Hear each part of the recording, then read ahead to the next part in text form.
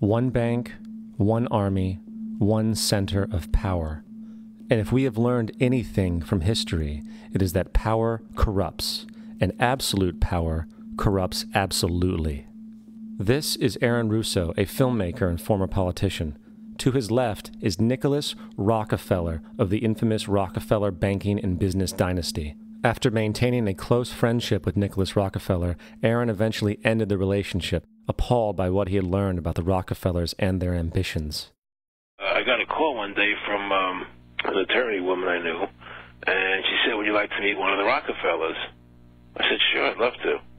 And we became friends, and he began to divulge a lot of things to me. So he said to me one night, he said that there's going to be an event there, and out of that event, you're going to see we're going to go into Afghanistan, so we can run pipelines from the Caspian Sea. We're going to go into Iraq to take the oil and establish a base in the Middle East, and we're going to go into Venezuela and try and get rid of Chavez. And the first two they've accomplished. Chavez they didn't accomplish.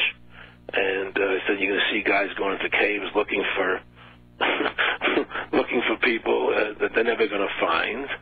You know, he was laughing about the fact that you have this war on terror. There's no real enemy. He's talking about how by having this war on terror, you can never win it because so it's an eternal war, and so you can always keep taking people's liberties away. And I said, how are you going to convince people that this war is real? He said, but the media can convince everybody it's real. I mean, you know, it's just that you keep talking about things, you keep saying it over and over and over again, and eventually people believe it. You know, you created the Federal Reserve in 1913 through lies. You create 9/11, which is another lie. Through 9/11, then you're fighting a war on terror, and now all of a sudden you go into Iraq, which was another lie, and now they're going to do Iran. You know, and it's all one thing leading to another, leading to another, leading to another. Now, I would say to them, what are you doing this for? What's the point of this thing? You have all the money in the world you ever want. You have all the power. I said, you know, you're hurting people. It's not a good thing. And he would say, what do you care about the people for? Take care of yourself and you take care of your family. And then I said to him, what are the ultimate goals here? He said, the ultimate goal is to get everybody in this world chipped with the RFID chip and have all money be on those chips and everything on those chips. And if anybody wants to protest what we do or violate what we want, we just turn off their chip. That's right, microchipped.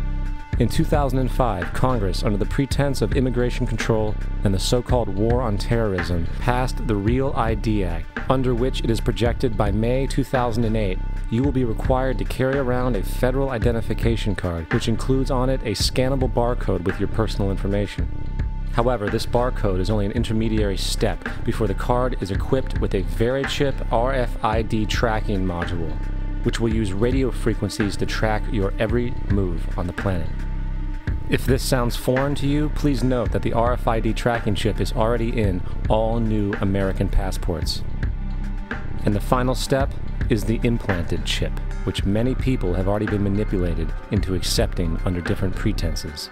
We have a Florida family who are really pioneers in a brave new world. They have volunteered to be the first ever to have microchip identification devices implanted into their body. After 9/11, I was really concerned with the security of my family. I wouldn't mind having something planted permanently in my arm that would identify me. In the end, everybody will be locked into a monitored control grid where every single action you perform is documented. And if you get out of line, they can just turn off your chip, for at that point in time, every single aspect of society will revolve around interactions with the chips. This is the picture that is painted for the future if you open your eyes to see it. A centralized one-world economy where everyone's moves and everyone's transactions are tracked and monitored, all rights removed. The most incredible aspect of all. These totalitarian elements will not be forced upon the people. The people will demand them. For the social manipulation of society through the generation of fear and division has completely detached humans from their sense of power and reality. A process which has been going on for centuries, if not millennia. Religion, patriotism, race, wealth, class, and every other form of arbitrary, separatist identification and thus conceit has served to create a controlled population, utterly malleable in the hands of the few. Divide and conquer is the motto, and as long as people continue to see themselves as separate from everything else, they lend themselves to being completely enslaved.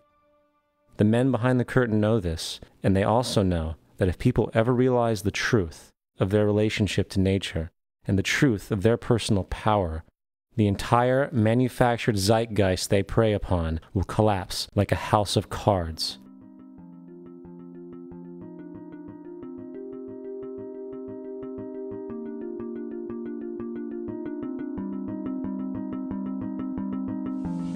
The whole system that we live in drills into us that we're powerless, that we're weak, that our society is evil, that it's crime-ridden, etc., and so forth. It's all a big, fat lie. We are powerful, beautiful, extraordinary. There is no reason why we cannot understand who we truly are, where we are going. There is no reason why the average individual cannot be fully empowered. We are incredibly powerful beings. You know, I think I spent 30 years of my life, in the first 30, trying to become something. I wanted to become good at things. I wanted to become good at tennis. I wanted to become good at school and grades and everything I kind of viewed in that perspective. I'm not okay the way I am, but if I got good at things, you realize that I had the game wrong. The game was to find out what I already was. Find out what I already was.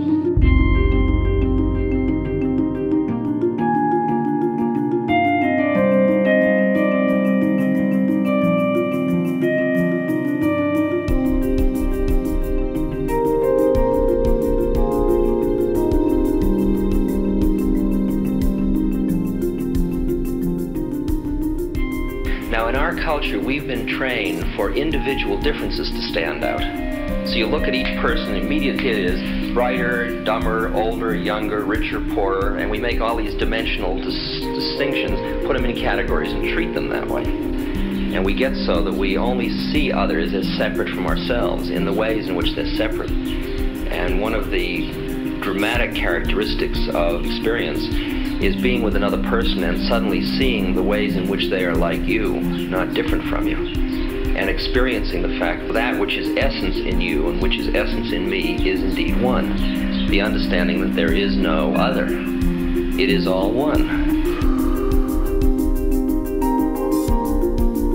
And I wasn't born Richard Albert, I was just born as a human being, and then I learned this whole business of who I am and whether I'm good or bad or achieving or not. All that's learned along the way.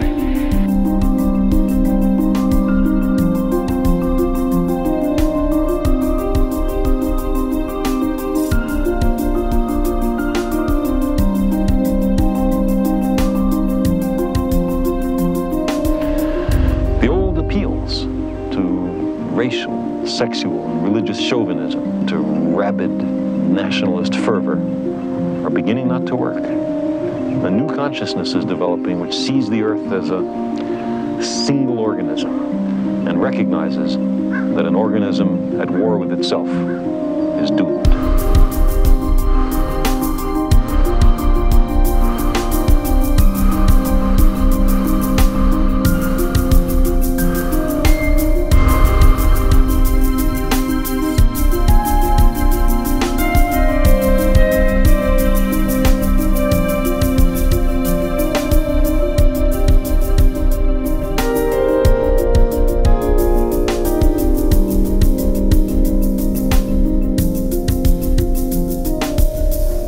Bill Hicks used to finish his shows with this. Life's like a ride in an amusement park. And when you go on it, you think it's real. Because that's how powerful our minds are. And the ride goes up and down and round and round. It has thrills and chills, and it's very brightly colored. And it's very loud, and it's fun for a while. Some have been on the ride for a long time, and they begin to question, is this real, or is this just a ride? And other people have remembered, and they come back to us and they say, hey, don't worry. Don't be afraid ever, because this is just a ride. And we kill those people. Shut him up. I've got a lot invested in this ride. Shut him up. Look at my furrows of worry.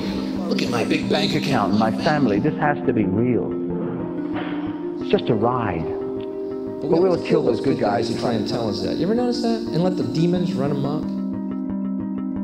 But it doesn't matter, because it's just a ride, and we can change it anytime we want. It's only a choice. No effort, no work, no job, no savings of money. Just a choice right now between fear and love.